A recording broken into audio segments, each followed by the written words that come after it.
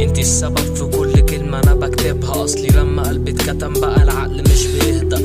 روحتي ومشيتي وسبتيلي بس الذكرى لعبتيها صح، ما كانتش هتظبط والله لو طالبها. بس افكاري ماسك فيها واحزاني بتجرني بعقلي وقلبي في صراع، ودوت شيء مش منطقي. لو حبر قلم جف كنت هكتبلك بدم ريشة وصخرة قلبي اتبخر، ولا ده كان غصب عني. عمري والله ما كنت اتخيل ان اتخان من اول مش بشكل قلبي. قلبك كانت تفاحة بس بتموت مش وسوسة شيطان وشاشة، وفي الحالتين مش جايد. ما كنتش هعرف اكتب حرف لو ما كانش الدمع يفيض.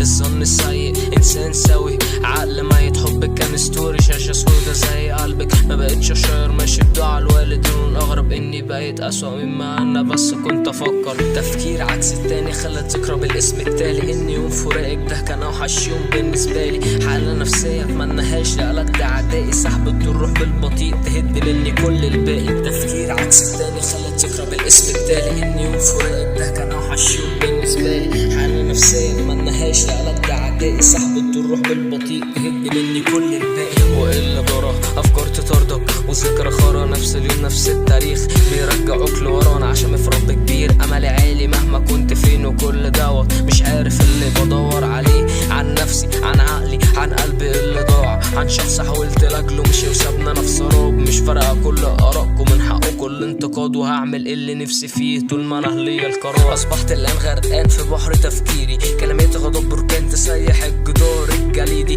لو دمعة مني نزلت اخلع بعديها عيني، كان نفسي قلبي ما تبكي على اللي راح ما كانش بايدي. مفيش كلام مفيش رنات في التليفونات، مفيش ريلسات مفيش شتات على الواتساب. حتى لو كان في مش فارقة خلاص انا قلبي مات. ادفن قلبك بس بعقلك في مدفن الذكريات. خلصت خلاص.